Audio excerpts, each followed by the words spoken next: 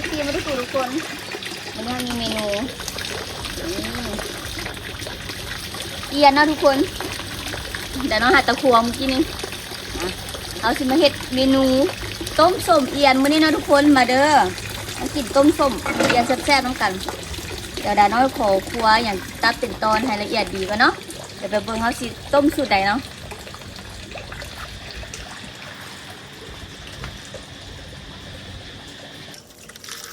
ดีดาน้อยไปตลาดลาวมาแล้วทุกคนได้เอียนมา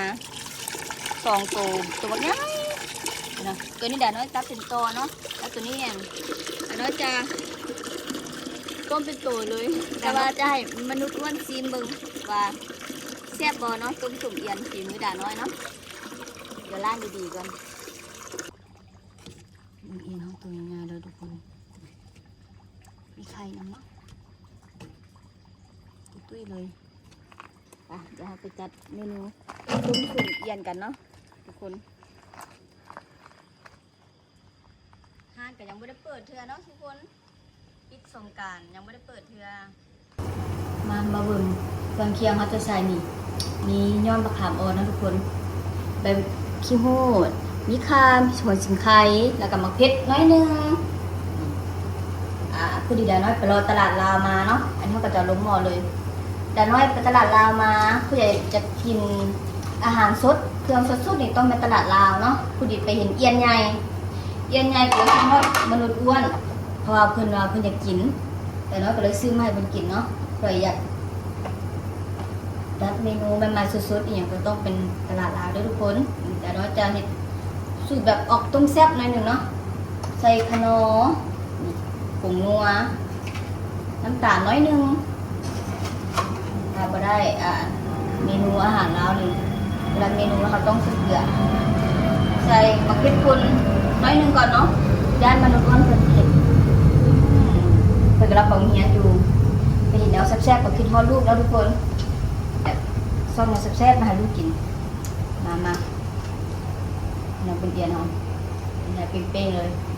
หลงหมดเลยเนาะตัวนี้แหละน่าจะตัดตัวนึงสิต้มส้มหรือต้มแซ่บเนาะสูตรดาน้อยมีไข่อีก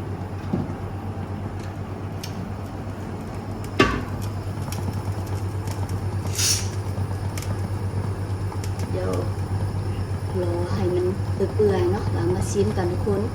ต้มใส่ใบมะขามอ่อนอีกจะแซ่บใส่ผักหอมนิดนึงเนาะหอมนัวนิดนึงอีกเสร็จสตักเนาะ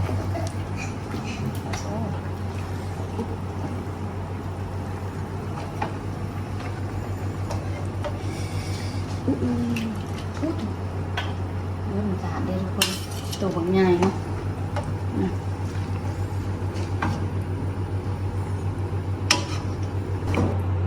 เป็นจะแซ่บบ่ทุกคน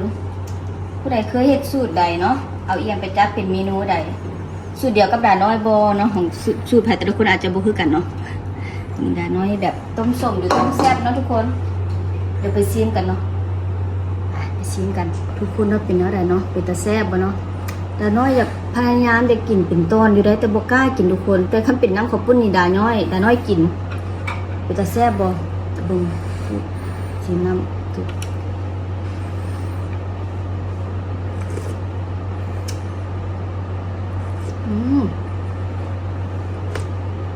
กลุ่มกลมเนาะเดี๋ยวรอถามมนุษย์ว่ามาตองเฮียเนาะเดี๋ยวเพิ่มมาซีมให้มึงแซ่บนี่แต่ว่าน้ำจุ่มมันนี่ก็แซ่บแล้วทุกคนเดี๋ยวด่านน้อยบอกล้ากินเป็นตอนนึงสิเนาะนี่คุณนะถ้าเฮ็ดเป็นข้าวปุ้นนี่กล้าอยู่เนาะมาเด้อแซ่บๆน้ำกันทุกคน